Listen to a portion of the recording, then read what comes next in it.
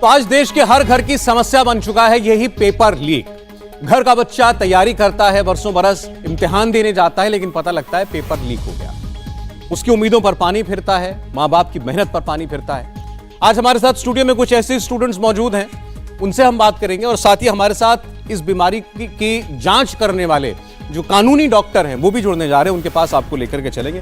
पहले आप लोग अपना नाम बताइए, आपसे शुरुआत करता हूँ। क्या नाम है आपका? मेरा नाम रितेश कुमार है। रितेश जी बताइए, आपने एग्जाम दिया ऐसे कॉम्पिटिटिव कोई पेपर दिया? यस सर, बहुत सारा एग्जाम दिया। बीपीएससी का दिया, बीएससी का दिया, बिहार का जो BSSC आता है वो एग्जाम दिया। ठीक है। इस तरह से यूपीएससी का भी एग्जाम देते हैं। कितनी बार हुआ ऐसा कि पेपर लीक हो गया? सर जब हम तैयारी जब हम शुरू किए तो हम तो बहुत जोश में आए कि हमें गवर्नमेंट जॉब लेनी ही है, सोचते हैं कि एक साल में ही निकाल लो। लेकिन जब हम एग्ज़ाम शुरू करते हैं तो पता चलता है कि पूरी तैयारी हो गई और पेपर लीक हो गया। तो इस तरह क्या होता है कि जैसे एग्जाम बीपीएससी का एग्ज़ाम देने गया तो वहाँ भी पेपर लीक हो गया। फिर बीएससी का एग्ज़ाम देने गया, BSSC का, वो भी पेपर लीक हो गया। अब हमारे मन में हमेशा से एक डर सा बन चुका है, हमेशा एक दिमाग में डर सा पैदा हो गया है कि पेपर लीक होगा, हम पढ़े क्या, हम क्यों पढ़ें। आप तैयारी करते हैं, पेपर देते हैं, पता लगता है पेपर लीक हो गया, फिर सरकार कहती है दोबारा पर्चा कराएंगे जी। और वो कब होगा, उसका नतीजा कब आएगा, ये कोई नहीं जानता। ये भी कोई पता नहीं रहता। और हमारे मन में हमेशा से एक डर सा एक माहौल बन गया है कि या तो सीट बिक जाएगी या तो पेपर लीक हो जाएगा। इस तरह से मतलब हमारा सिलेक्शन कैसे होगा, तो ये डर हमारे दिल से हमेशा ये डर है कि हम मेहनत कर किस लिए रहे हैं। हाँ, यही हमेशा डर है। अच्छा ठीक, आपका नाम क्या है? मैं सौरभ हूँ। अच्छा सौरभ बताइए। मैं भी सौरभ हूँ जी। तो आपने कितने ऐसे पेपर दिए अभी तक? मैंने अभी हाल ही में उत्तराखंड का पेपर दिया। अच्छा। जो भी लीक हुई। अभी हाल तो यह है सौरभ जी की कस्बों में जो ब्याही औरत है वो पूछती है अपने पति से कि वो ब्याही औरत पूछे पति से, कितने दिन तू रहे नौकरी बिन, ब्याह तो किया था यह कहकर कि आने वाले हैं अच्छे दिन।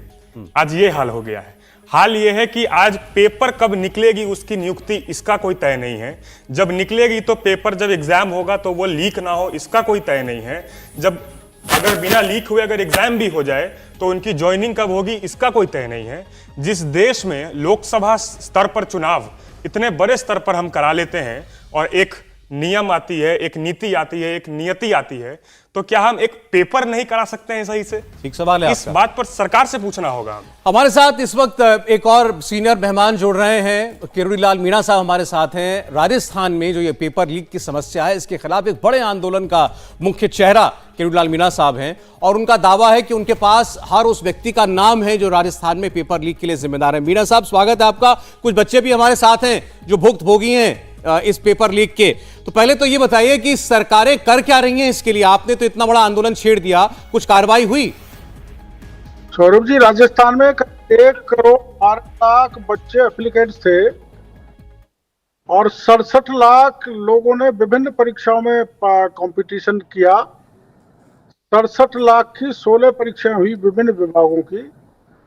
16 के 16 पेपर लीक हो गए। हमारे आंदोलन के बाद 10 पेपर रद्द करने पड़े। एक पेपर जो टीचर भर्ती का था उसमें 18 लाख अभ्यर्थी थे, उसका हमने आंदोलन किया तो हमने हर चीज बता दी, पेपर कहाँ से किसके द्वारा लीक किया गया।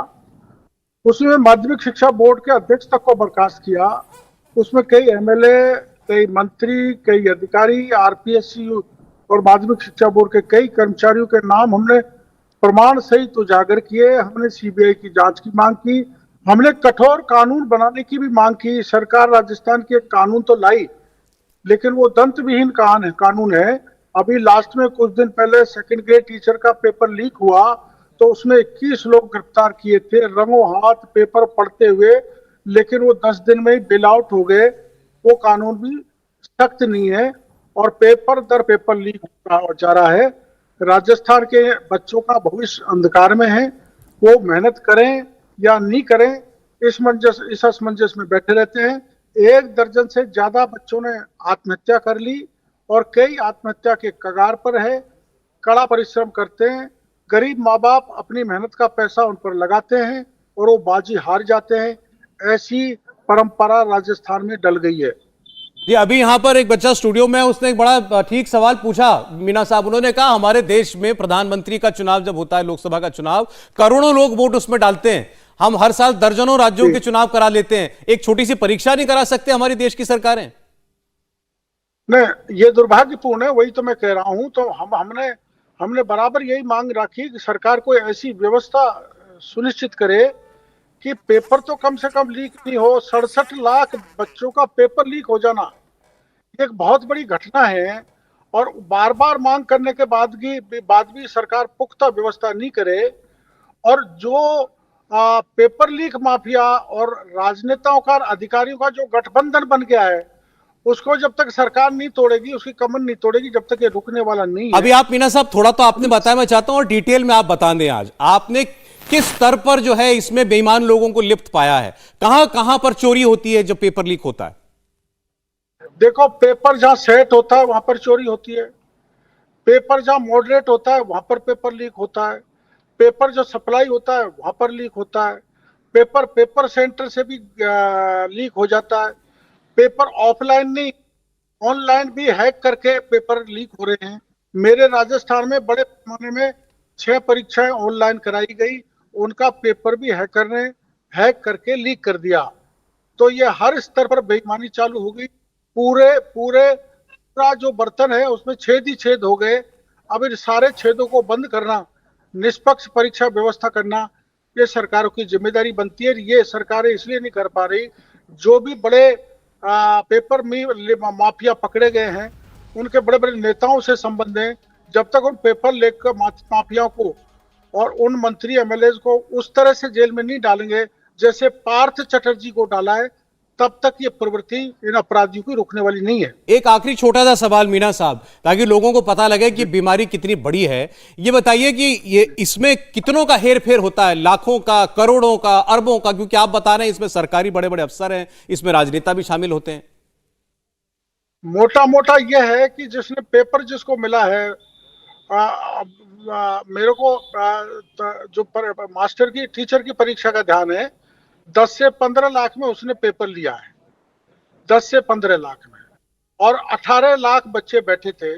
ये मान लिया जाएगा माना 2 लाख ने भी पेपर लिया, तो करोड़ों रुपए का इसमें हेरा फेर है। पुलिस जो हमारी यहाँ की क्या कर रही है, जिसको पेपर मिला है उसको तो पकड़ रही है, पर जिसने पेपर दिया है, जो सोर्स है, सांप को तो मार रहे हैं लेकिन सांप की मां को नहीं मार रहे। इसके कारण ये प्रवृत्ति रुक नहीं रही है। ठीक, ये आपका जो काम है मीना साहब, नेता के तौर पर, विपक्ष के तौर पर सरकार के सामने ये घोटाला उजागर करने का, वो आप कर रहे हैं। हम ये बीमारी कितनी बड़ी है दिखा रहे हैं। अब काम तो सही है, सही बात है, सरकार को ही करना है, इस पर चाबुक तो सरकार को ही चलाना है। बहुत शुक्रिया मीना साहब हमारे साथ जुड़ने के लिए। किरोड़ीलाल मीणा, बीजेपी के राज्यसभा सांसद, बड़े खुले तरीके से उन्होंने बताया किस किस स्तर पर पेपर लीक में कौन कौन शामिल हो सकता है। लोग पकड़े भी जाते हैं, लेकिन एक बात देखिए उन्होंने कितनी इंपॉर्टेंट कही, जो बच्चा या जो वो स्टूडेंट से लगता है कि मेरी तैयारी नहीं है, माँ बाप उसके मान जाते हैं, वो फुसला लेता है, वो पेपर पैसे देने को तैयार हो जाते हैं, उसने पेपर खरीद लिया, उसको तो पुलिस पकड़ लेगी। पेपर दिया किसने, उसके पास पुलिस नहीं पहुंच पाती। हमारे साथ अब जुड़ रहे हैं retired IPS officer ML Kumawat साहब। राजस्थान में ही कुमावत साहब की अध्यक्षता में कमेटी बनी थी इसी पेपर लीक की बीमारी को दूर करने के लिए। कुमावत साहब अपनी फाइंडिंग्स जो हैं और अपनी सिफारिशें वो सरकार को दे चुके हैं, कितना वो आपके साथ शेयर कर पाएंगे हम अभी उनसे जानते हैं। कुमावत साहब स्वागत है आपका। बीमारी तो पता लग गई सर, अब इलाज क्या है इसका? नमस्कार। इसका कई तरह से इलाज किया जा सकता है, कोई भी बीमारी ऐसी नहीं है जिसका इलाज नहीं हो सकता। चूँकि जैसा अभी बताया गया कि पेपर सेट होने से लेकर के पेपर डिस्पैच होता है प्रिंटिंग प्रेस को, प्रूफ रीडर के लेवल पर भी लीक हो सकता है, प्रिंटिंग के स्टेज पर पेपर लीक हो सकता है, फिर ट्रांसपोर्टेशन जब प्रेस से जिस स्टेट को जाना है वहाँ रास्ते में लीक हो सकता है, और जहाँ कलेक्शन सेंटर होता है वहाँ पर लीक हो सकता है। उस मेन कलेक्शन सेंटर जो सिटी में होता है वहाँ से एग्जामिनेशन सेंटर तक जाता है, उस रास्ते में लीक हो सकता है। एग्जामिनेशन सेंटर में भी लीक हो सकता है।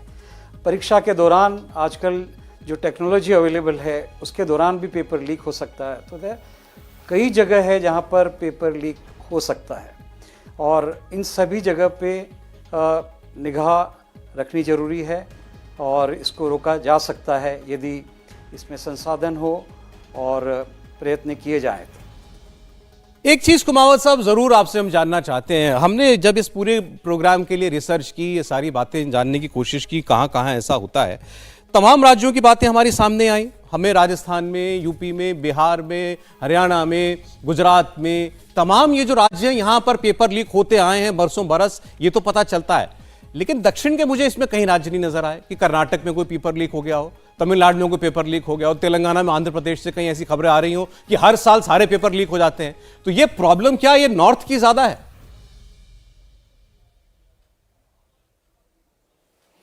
देखिए, मेरी जन्मभूमि उत्तर भारत है और मेरी कर्मभूमि दक्षिण भारत रही है। हालांकि मैं chairman Rajasthan public service commission भी रहा था। दक्षिण भारत की जो संस्थाएं हैं वो काफ़ी उन्नत श्रेणी की है। वहाँ पर जो रिसोर्सेज हैं वो अच्छे हैं, इंस्टीट्यूशंस अच्छी हैं, और इस कारण से जो आपने कहा ये सारी समस्या उत्तर भारत की ज़्यादा। उत्तर भारत के कोई शायद ही ऐसा प्रांत होगा जहाँ पर ये समस्या नहीं हो। तो ये आपने जो कहा सही है। हमने केरल के अंदर और विशेष करके तमिलनाडु के अंदर उन्होंने बताया कि वहाँ पेपर कभी लीक हुए 20-25 साल हो चुके हैं, उनको याद भी नहीं आ रहा था। जबकि यहाँ पर ये सच्चाई है कि सभी प्रांतों के अंदर, चाहे वो उत्तर प्रदेश हो, राजस्थान हो, हरियाणा हो, हिमाचल प्रदेश हो, गुजरात हो और मध्य प्रदेश हो, व्यापम सभी को मालूम है, सभी जगह पेपर लीक हुए हैं और परीक्षाओं के अंदर काफ़ी प्रॉब्लम्स रही हैं, चैलेंजेस रहे हैं। जी कुमावत साहब, आप तो खुद इतने सीनियर, इतने अनुभवी इन्वेस्टिगेटर रहे, पेपर लीक हो जाता है ये तो पता चल जाता है सरकारों को, तो उसके बाद उसकी सोर्स तक पहुंचना क्या इतना मुश्किल है? आफ्टर ऑल कोई आदमी है जो उस पेपर की मार्केटिंग भी कर रहा है, उससे लाखों रुपए, करोड़ों रुपए कमा भी रहा है, तो क्या उस नेटवर्क में शामिल लोगों को पकड़ना इतना भारी काम है?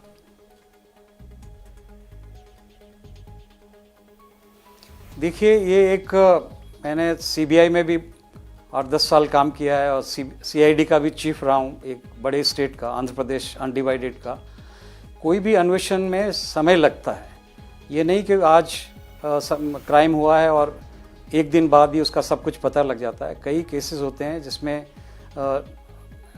समय भी लगता है, और पर ढूंढना इतना मुश्किल नहीं है। आज के समय में जो टेक्नोलॉजी अवेलेबल है, हमारे जो स्टाफ है, उनकी जो ट्रेनिंग है, उसके द्वारा इनका पता लग सकता है और लगाया जा रहा है। आजकल जो एसटीएफ बनी, स्टेट जो टास्क फोर्सेज बनी हुई हैं, वो काम कर रही हैं, सीआईडी काम कर रही है, सीबीआई ने भी जो भी केसेस लिए हैं उन्होंने भी काम किए हैं।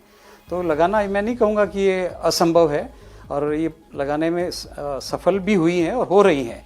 जैसा मुझे अभी 2 दिन पहले ही पता लगा, हिमाचल प्रदेश के अंदर जो पेपर लीक हुआ था कांस्टेबल का, उसमें उन्होंने कई राज्यों से जो ये संगठित अपराधी थे उनको पकड़ा, उन्होंने चार्जशीट डाली और सैकड़ों लोगों को चार्जशीट डाल, और एक कुछ ही समय, कुछ ही महीनों के अंदर उन्होंने चार्जशीट डाल करके, और कोर्ट के अंदर केस अभी पेंडिंग है जी। तो स्टेट पुलिस ने ही वो किया है। वहाँ की जो स्पेशल टास्क फोर्स है, एसटीएफ कहिए या जो भी एसओजी कहिए, स्पेशल ऑपरेशन ग्रुप है, तो अच्छा काम कर रहे हैं। परंतु ये समस्या काफ़ी गंभीर है और इसका इंटर स्टेट जो रेमिफिकेशन है, ये कई एक स्टेट की समस्या नहीं है, ये पूरे उत्तर भारत की समस्या है। पूरा अरुणाचल प्रदेश से लेकर आप आसाम में लेके कहीं देखेंगे आप पेपर आउट हुए हैं, बिहार में पेपर आउट हुए हैं, राजस्थान में हुए हैं, हरियाणा में हुए हैं, गुजरात में हुए हैं। तो इनको संगठित अपराध को टैकल करने के लिए यदि आप मुझसे पूछेंगे तो प्रोएक्टिवली इंटेलिजेंस कलेक्ट करना जरूरी है कि क्रिमिनल गैंग्स कहाँ कहाँ पे कार्य कर रही है, ये कहाँ से, ये लोग कौन है। जैसे टेररिज्म के बारे में प्रोएक्टिवली सरकार पता लगाती है, इंटेलिजेंस एजेंसीज पता लगाती है कि कौन कौन से टेररिस्ट्स हैं जो स्लीपर सेल्स हैं या जो इससे जुड़े हुए हैं। उसी तरह से मुझे नहीं लगता कि किसी भी प्रांत के अंदर अब शुरू हो गया, तो मुझे नहीं मालूम कि प्रोएक्टिवली पता लगाते हैं। क्राइम हो जाने के बाद, पेपर लीक होने के बाद में जरूर वो इन्वेस्टिगेशन करते हैं, परंतु उसके पहले जैसे टेररिस्ट केसेस में किया जाता है, उसी तरह से यहाँ पर भी प्रोएक्टिव इंटेलिजेंस कलेक्ट करके उसको भारत सरकार की कोई एजेंसी, जैसे इंटेलिजेंस ब्यूरो हो सकता है या और कोई एजेंसी हो मोहम्मद सकती है साहब, जरूरत तो जिसको इसी की है। ये गुनाह होने के बाद information अपराधी को पता पकड़ करके लेना, ये तो राज्यों खैर को जिम्मेदारी है ही, लेकिन गुनाह न हो उससे पहले जो उसकी साजिश रच रहा है उस तक पहुंचना, तभी तो खैर जो बच्चे परेशान हमारे साथ स्टूडियो में भी हैं और भी कई स्टूडेंट जुड़ने वाले हैं, उनकी परेशानी दूर होगी। हमारे साथ एक और वरिष्ठ मेहमान जुड़ रहे हैं अब, राजस्थान के शिक्षा मंत्री डॉक्टर बी.डी. कल्ला साहब। राजस्थान के बहुत सीनियर पुराने राजनेता हैं और इसके अलावा एडमिनिस्ट्रेटिव एक्सपीरियंस भी उनको काफी लंबा है। कल्ला साहब, स्वागत है आपका। विपक्ष पेपर लीक की जांच अब सीबीआई को देने पर आमादा है, आपसे मांग की जा रही है और आरोप ये लगाया जा रहा है कि सरकार के अंदर सत्ता में बैठे राजनीतिक दलों की भूमिका ही संदिग्ध है इसमें। और हमने राजस्थान सरकार से संपर्क भी किया और वहां से ये पूरा मामला जो आगे बढ़ते हुए ये कहा जा रहा है सरकार की तरफ से कि अब पूरे मामले में सरकार बड़ी गंभीर है।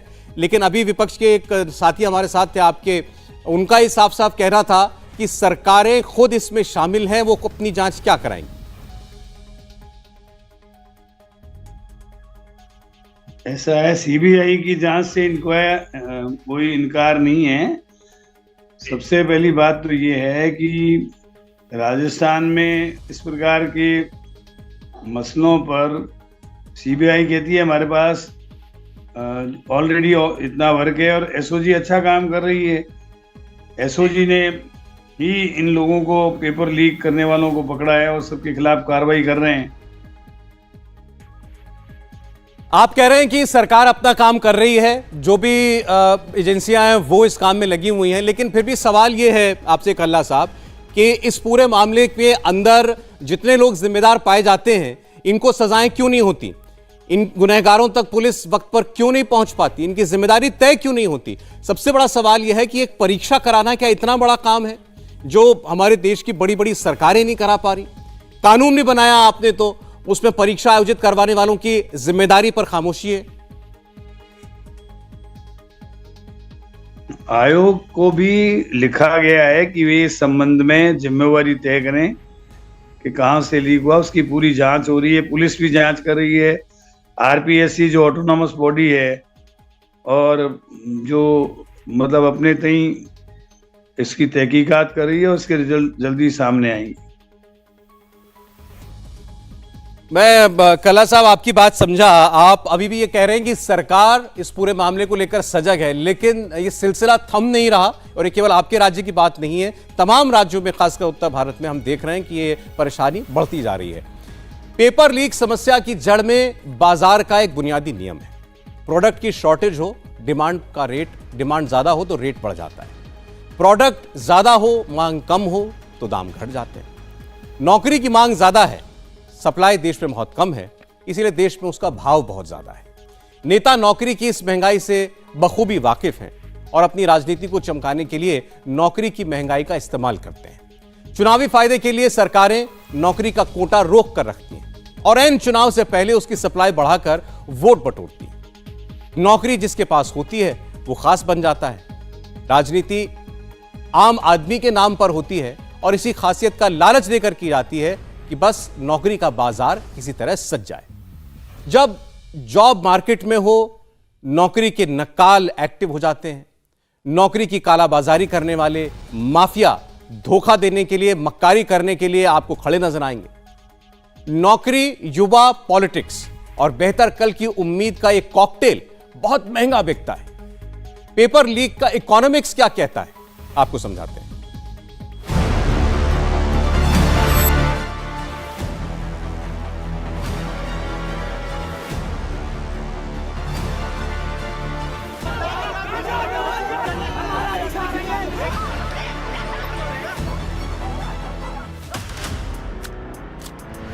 अपना भविष्य खुद बनाने की उम्मीद लेकर उत्तर प्रदेश से अलग हुआ था उत्तराखंड। 2000 में इसकी स्थापना हुई। राज्य ने अपने लोगों को रोजगार देने के लिए सबसे पहले पटवारी की पोस्ट निकाली, लेकिन 2002-03 में पेपर लीक हो गया। 23 साल बाद भी उत्तराखंड में नौकरी की मांग वैसी की वैसी है।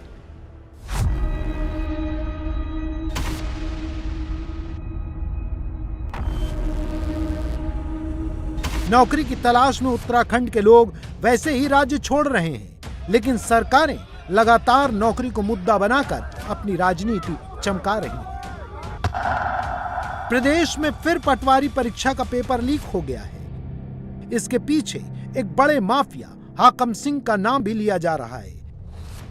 अब की बार पेपर लीक की जड़ें उत्तराखंड से बाहर अन्य राज्यों में हैं।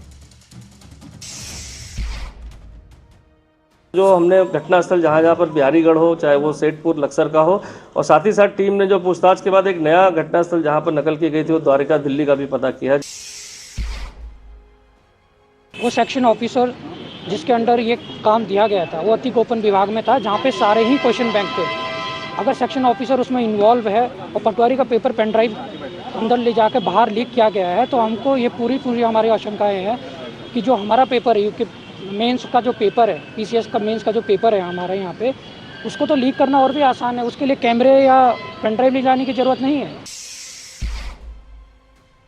अब ये सामान्य घटना नहीं रहेगी। अब केवल हाकम सिंह का हाकम कौन तक ही सीमित नहीं है। अब तो लगता है हाकम सिंह की जड़ें भी बहुत गहरी हैं।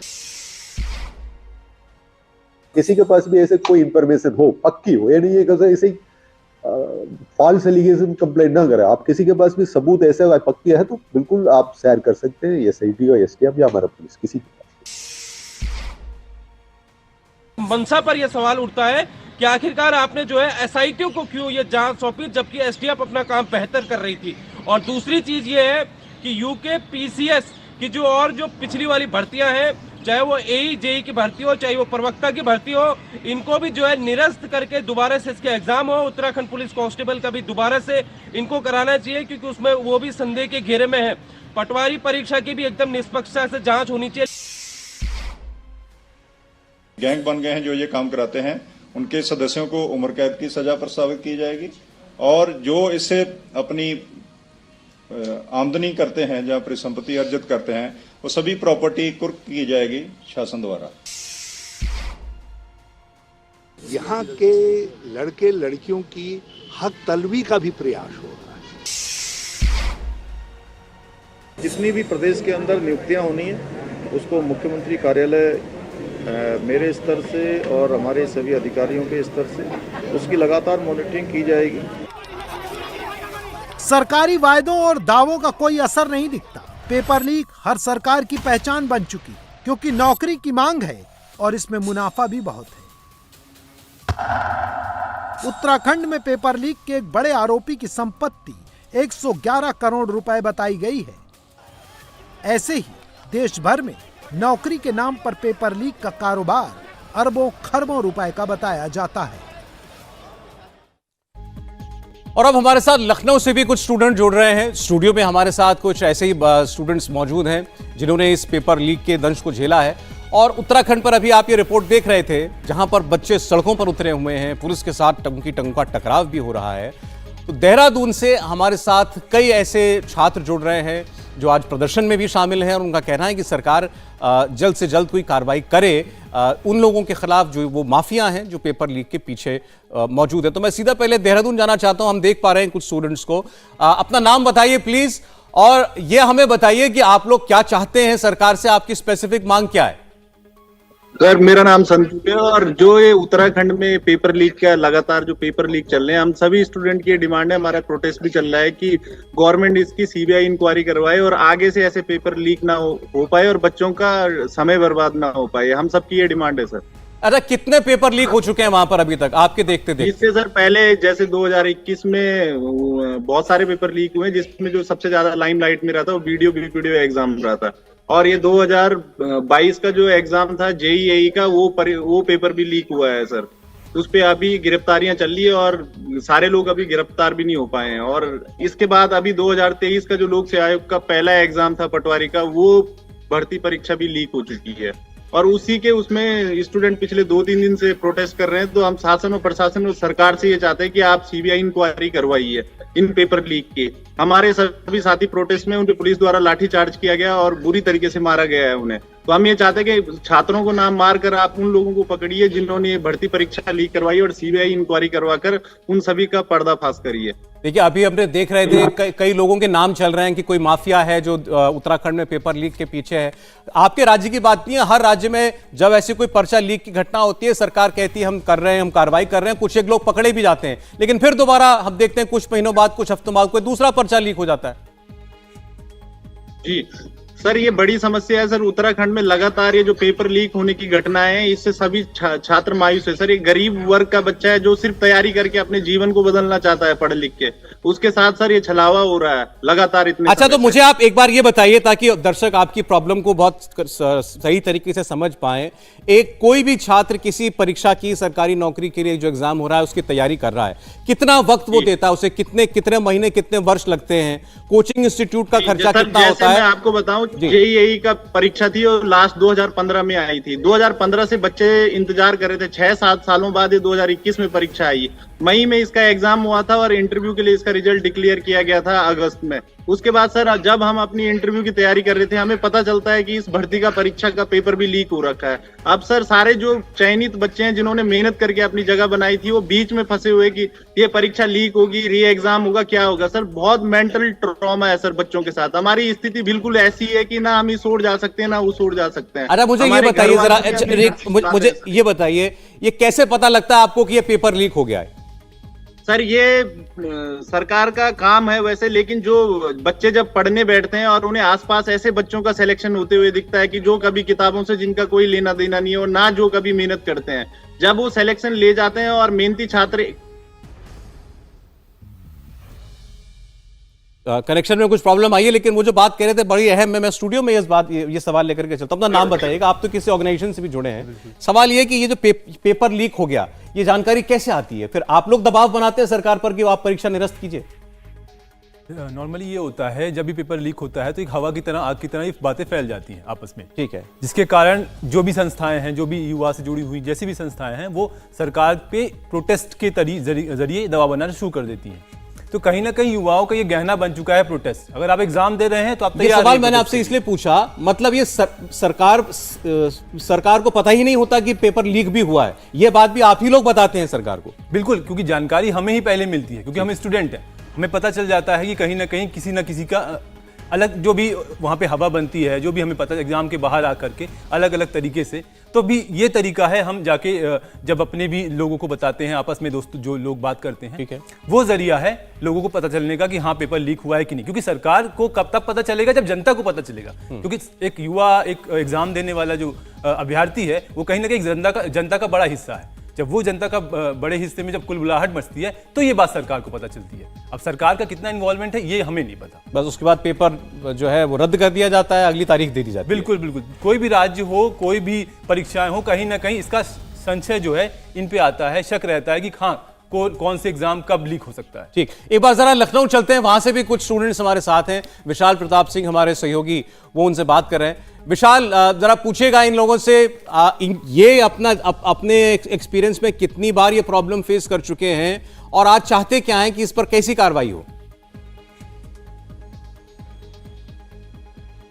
सौरभ, इस समय हम प्रतियोगी जो छात्र हैं उनके साथ मौजूद हैं, जो कि अपने कई सारे एग्जाम्स दे चुके हैं, लेकिन सबसे ज़्यादा जो दंश झेल रहे हैं स्टूडेंट्स, उनका कहना है कि जो सब इंस्पेक्टर की परीक्षा उत्तर प्रदेश में 2021 में हुई थी, वो चूंकि कैंसिल हो चुकी है, उसका पर्चा लीक हो चुका है। इसकी वजह से स्टूडेंट्स काफ़ी ज़्यादा परेशान हैं। सीधा स्टूडेंट से ही बात करते हैं। आप बताइए, आपने 2021 का SI का भर्ती को परीक्षा दिया था, ये परीक्षा फिलहाल रद्द हो गई है, पर्चा लीक हो गया है, उसके बाद अब क्या स्थिति है, अब आप लोग क्या चाहते हैं?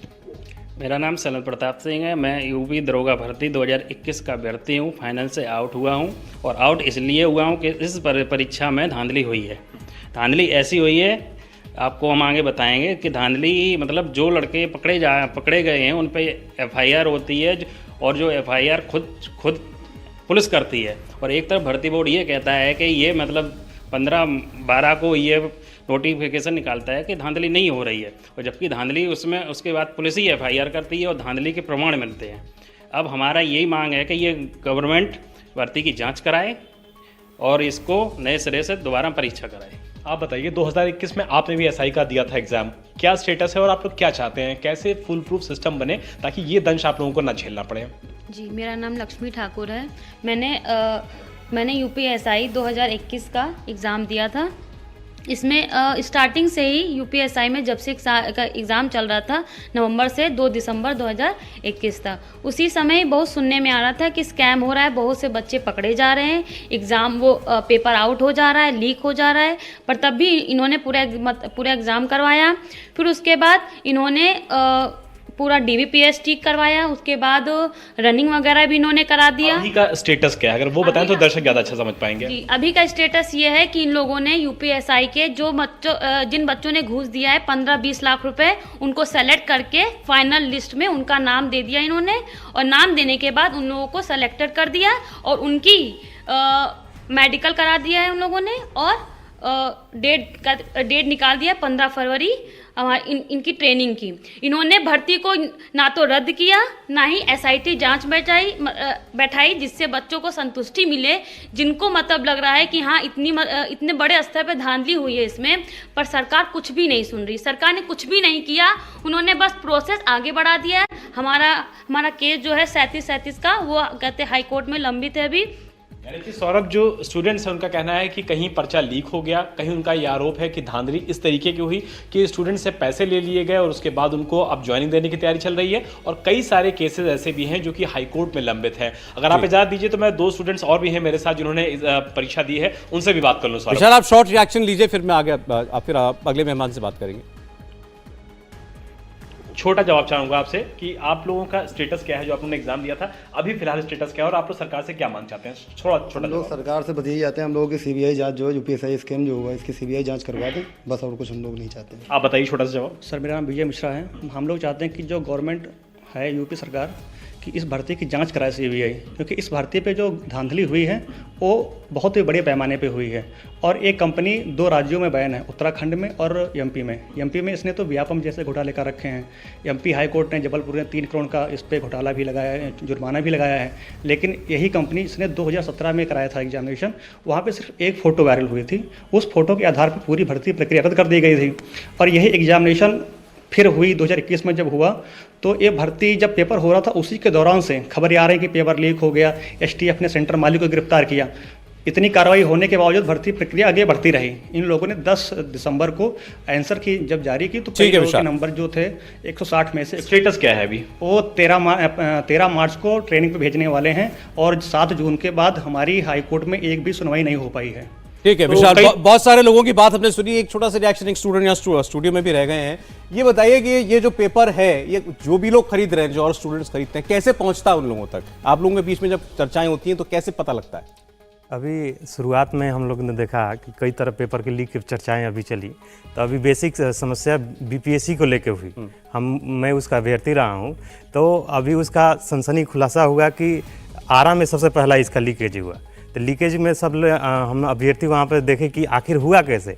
तो कुछ कमरों में स्टूडेंट बैठे थे, एक कमरा में पहले से ही क्वेश्चन वहाँ पे पेपर आ चुका था, और वहाँ पे जब अभ्यर्थी इंतज़ार कर रहे थे कि हम लोग का पेपर कब आएगा, अब बाहर निकल के देख रहे हैं तो दूसरे कमरे में अभ्यर्थी परीक्षा दे रहे थे। जब इसका जाँच हुआ तो पता चला कि आधा घंटा पहले ही जो अभ्यर्थी पैसा दे चुके थे तो वो क्वेश्चन उनको बांटा गया, और जिन व्यक्तियों को नहीं पहुँच पाया तो आपस में ही इसको खुलासा कर दिए कि हम कुछ स्टूडेंट्स को आधा घंटा पहले, एग्जाम से आधा घंटा पहले क्वेश्चन पेपर दे दिया। जी। और फिर वो क्या है, वो अपना फोन से कहीं से कुछ पता करके अपना पेपर लेकर आए। जी। तो जिनको जो पैसा दिए थे उनको बुनियादी सुविधाएं नहीं मिल पाई, तो अपना ही मैसेज से लेके और लोगों को सर्कुलेट कर दिए, जिसके माध्यम से ब्रॉड लेवल। देखिए, ये खुद ही जो छात्र हैं, ये खुद ही इस पूरे स्कैंडल का, उस पूरे नेक्सस का खुलासा कर रहे हैं। कैसे पता चलता है कि पेपर लीक हो गया? एक बताया अभी एक स्टूडेंट ने, एग्जामिनेशन हॉल में जरूरी नहीं है कि आपको कई दिन पहले क्वेश्चन पेपर मिले या 24 घंटा पहले पेपर मिले, आधा घंटा पहले भी पेपर लीक कर दिया जाता है,